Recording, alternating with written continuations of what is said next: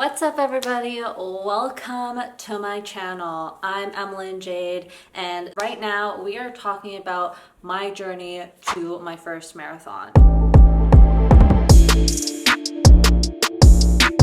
It was quite the rough journey. It was 3 years in making, but we finally got there, and I think it just fits with the overall theme of my life, which is big goals, little steps, no matter how long it's going to take. So let's backtrack into how I got into running, which was back in 2019, and at the time I was actually boxing, but my cardio was shit. My colleague, who's actually now my fiance, he was an avid endurance athlete. He also did CrossFit and he was training for Ironmans at the time, and he recommended, hey, why don't you try doing a marathon or a half marathon?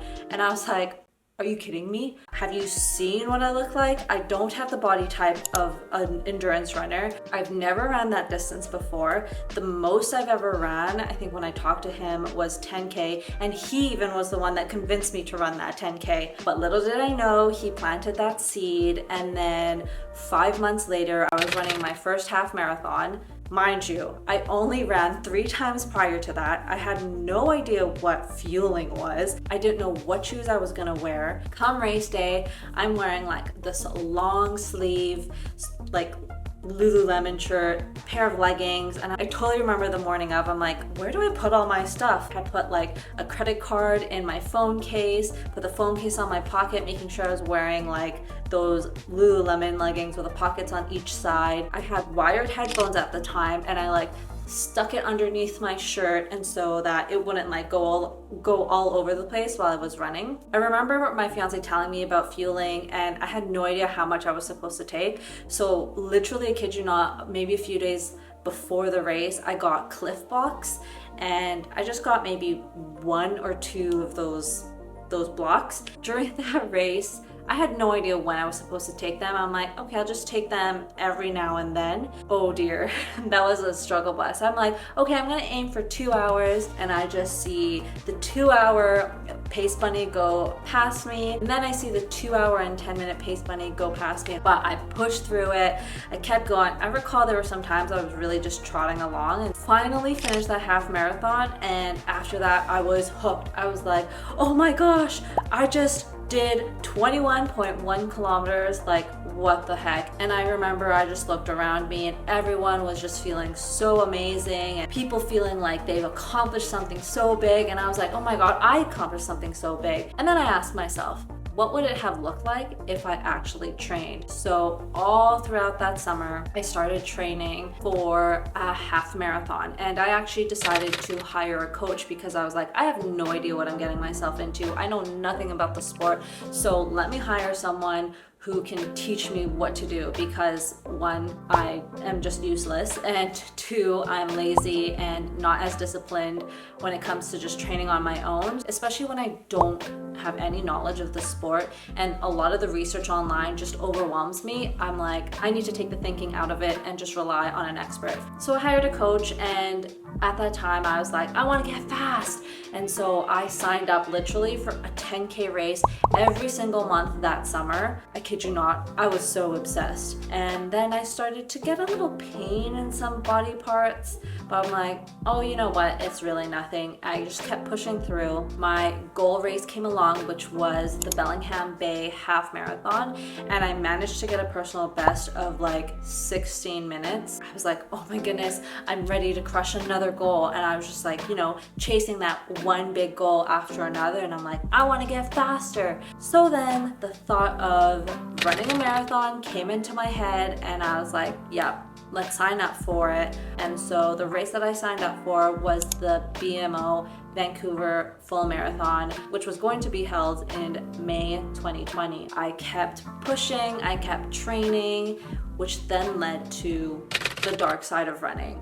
And I think a lot of us newer runners fall into this trap, and I'm still finding myself in this really dark place, and I every now and then I try to like practice getting out of that. At that time, you know, I'm looking around me, especially going to these group workouts, these run clubs. Everyone is so fast, and I'm like, I want to be just as fast, if not faster. So that drive and that motivation just kept increasing, but I think for all the wrong reasons. Now looking back at it, I was constantly comparing myself to everyone, and I was like, really want to get faster. I want to get this pace. I want to get sub 45 in a 10K. And it really led to a lot of anxiety. It got to a point when my easy pace was not easy anymore. I just kept pushing and I started to feel burnt out. But I was like, you know what? I still have this goal. After this, I'll be done. Now, we all know what happened in 2020. It was actually a blessing in disguise, I think, when it was canceled, because I then stopped training for that marathon, because I'm like,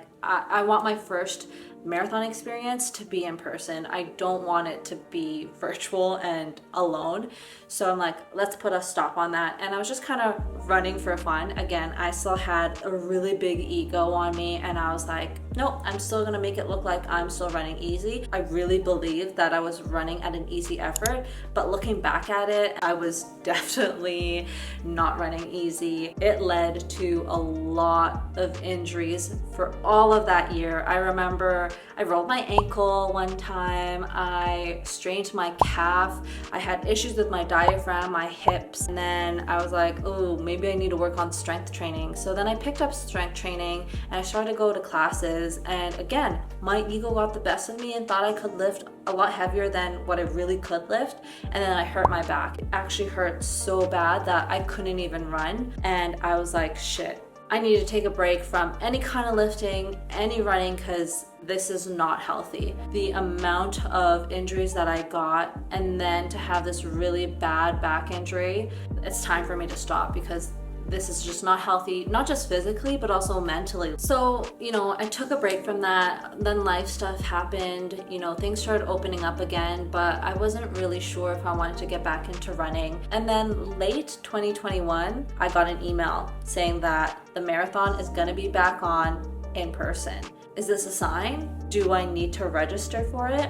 And I was thinking back and forth on it, tried to go on a few runs just to see how I was doing, and I was like, oh dear, I don't know if I could do this. Maybe I'll just reach out to my coach again and see if, she's willing to take me. Thankfully, she was available. She was willing to take me on. I was like, look, I haven't ran in a really long time. I've gone through all these different life changes. So she's like, okay, let's see where you're at. Let's do a couple base runs, and then let's sign you up for a 10K, because I want to get an idea of where your baseline is and where your current fitness is at. Oh my goodness. I was like, oh dear, I've got a lot of work to do. So all of that fall and winter in 2021, I just started working on building my base fitness. So then in 2022, I was like, okay, let's do it. We're gonna do this marathon because I signed up for it in 2020. It's only right that I do it now. And I took a different approach. I was like, you know what? And put the ego aside. It doesn't matter about what your numbers are looking like during training. Just trust the process and run easy when you can. And when you need to put in the hard effort, then you work hard. So I really made sure I was practicing the so-called 80-20 training. I'm not gonna lie.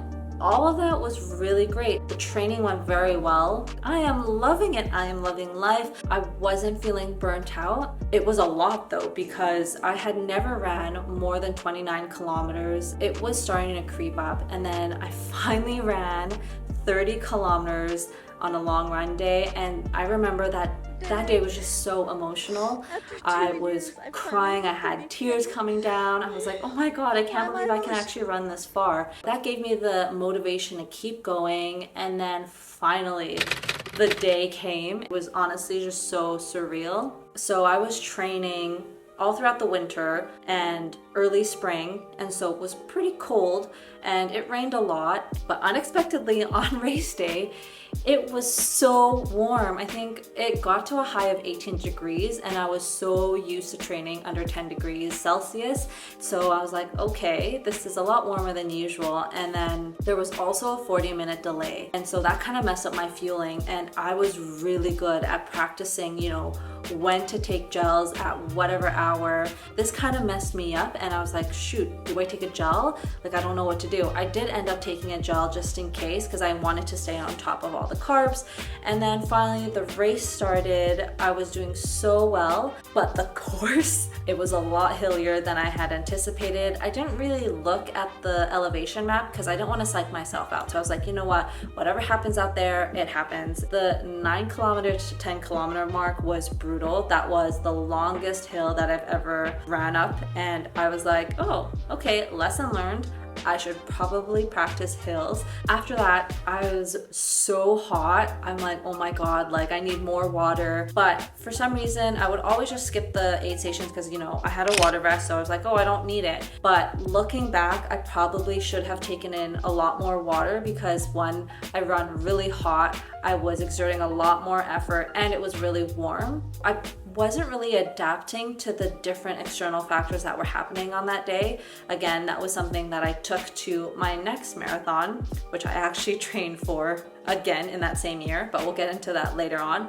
Ran through UBC, and then there was another big hill which we called Burrard Bridge. At this point I was raging. I was like, oh my God, I hate hills. The last 10 kilometers I'm like, okay, I'm feeling good. Like I'm not feeling tired or anything. Like my cardio was really great. And then I'm like, okay, I'm ready to push it. But then 34 kilometers, the calf spasmed. And I recall looking around me, people were dropping like flies because it was so hot. People were being carried down golf carts. I was like, okay, just stretch it out, Em.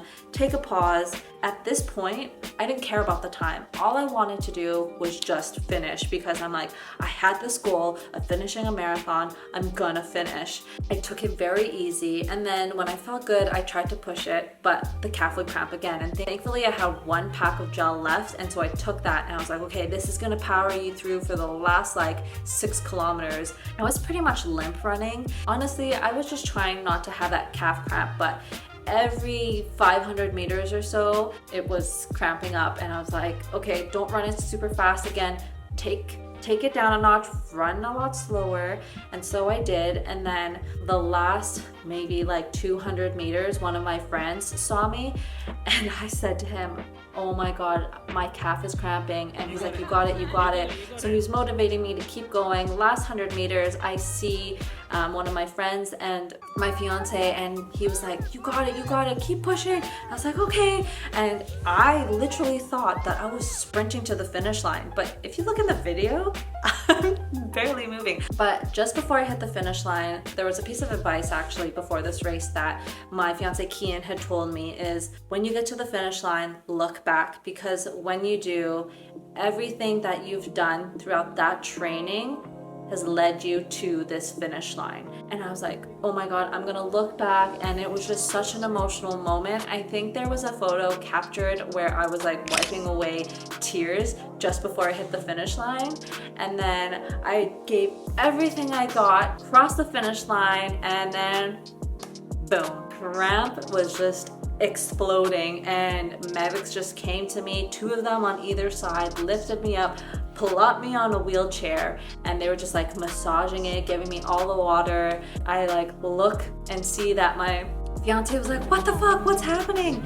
And I'm like, yep, hey, it's me. Because of the amount of energy and effort I had exerted and all the different factors that came into play, it just messed up my overall hydration, my fueling, and then also too, I think I needed to work on some strength because my calves were just so fatigued by the end of it. And that marathon I finished in 4 hours and 13 minutes, which was like pretty decent, although during my training I was trending towards a sub 4. Looking back, my training only consisted of flat. I should probably include some hills. After some time of processing what happened, because I really thought I had it in the bag, I was like, you know what? I think I want to have a better time at this marathon. So I decided to sign up for another marathon in that same year. And now looking back, I feel like, especially as a beginner marathon runner, I should have waited another year, but I was determined to get that sub 4. So I signed up for CIM, which I have a video of that vlog, and I actually finished 10 minutes faster, not quite a sub 4. I ended the race at 4:03. Again, didn't practice on enough hills. I did earlier in my training, and then after that, especially when I had to practice pacing and tempo and all that stuff, I stayed on the flat grounds. And I should have trained on the hills, but I didn't. And thankfully I didn't end up in a wheelchair, so that was good. But I was so relieved because all that training for not just one marathon, but 2 in 1 year, especially as a beginner, it was so much. And kid you not, I told myself I am not doing another marathon. So that leads to where I am today, because that was last year. To answer the question of whether or not I'm gonna run a marathon again, the short answer is not right now. I did tell myself I wanted to take a break. It was just a lot, and a lot of effort, a lot of time is put towards marathon training. So this year in 2023, I told myself, look, I'm gonna focus on my speed and my strength. And so this year I decided to just focus on shorter distances. Later this fall, I am running a 10K and possibly a 5K.